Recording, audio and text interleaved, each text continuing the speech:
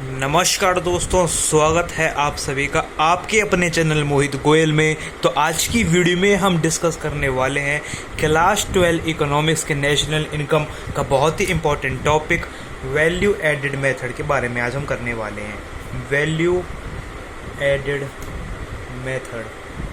तो इस वीडियो में हम वैल्यू एडेड मेथड को समझेंगे है क्या, इसका फॉर्मूला क्या है, और इससे आने वाली वीडियो में हम इसके कुछ इंपॉर्टेंट क्वेश्चंस की बात करेंगे।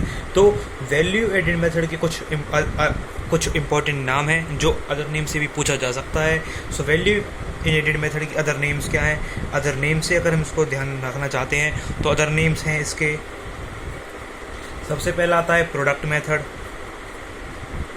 पहला नेम है इसका प्रोडक्ट मेथड। सेकंड नेम है इसका आउटपुट मेथड। थर्ड नेम है इसका industrial origin method.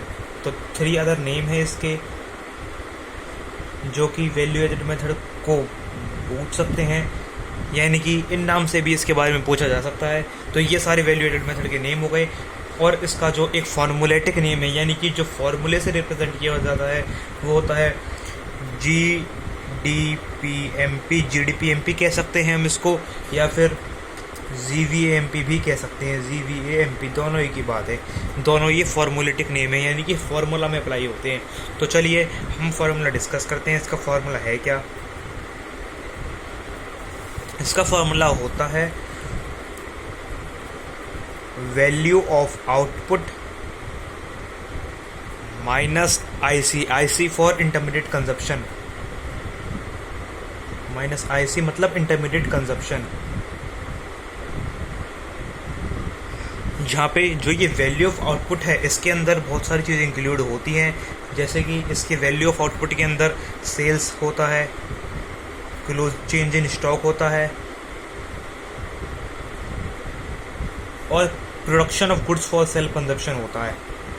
Production of goods for self consumption, ये वैल्यू ऑफ आउटपुट के अंदर तीनों चीज़ें आती हैं। सेल्स के अंदर दोनों सेल्स आती है, डोमेस्टिक यानी कि जो अपनी कंट्री में सेल हो रही है, और एक्सपोर्ट यानी कि जो बाहर सेल हो रही है। चेंज इन स्टॉक का फॉर्मूला होता है closing stock minus opening stock, यानी कि जो क्लोजिंग स्टॉक है उसमें से अगर हम ओपनिंग स्टॉक माइनस करते हैं तो चेंज इन स्टॉक की वैल्यू आ जाती है, उसको इसमें प्लस कर सकते हैं हम इन तीनों को, या फिर हम ये भी कह सकते हैं इन तीनों को प्लस करके वैल्यू ऑफ आउटपुट निकल जाता है। और एक और होता है production of goods for self consumption, यानी कि अगर हम सेल्फ कंजप्शन के लिए प्रोडक्शन करते हैं तो उसको भी हम वैल्यू ऑफ आउटपुट में ही कंसिडर कर सकते हैं।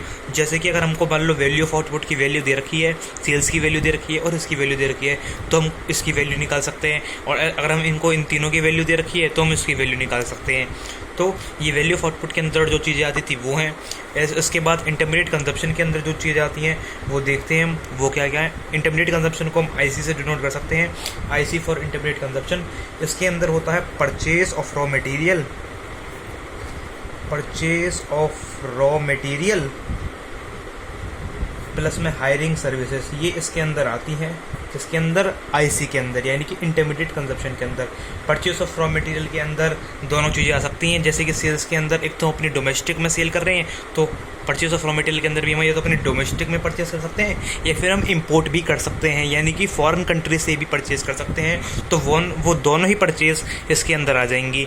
प्लस में हायरिंग सर्विसेज मतलब जो हम प्रोडक्शन करते हैं उससे रिलेटेड जो हमें सर्विस हायर करनी पड़ती हैं उनको हम कहते हैं हायरिंग सर्विसेज। जैसे कि हमारी पैकिंग वगैरह हो गई, हम पैकिंग करते हैं और हम एडवर्टाइजमेंट देते हैं, और हमारे जो लीगल चार्जेस होते हैं, जो रिपेयर का खर्चा होता है, जो पावर का खर्चा होता है, जो मेंटेनेंस होता है, जो रेंट होता है, ये जो सारी हायरिंग सर्विसेज होती हैं ये भी इसके अंदर आती हैं IC के अंदर।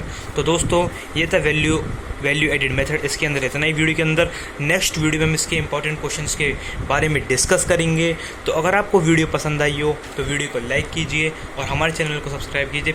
Thanks for watching the video.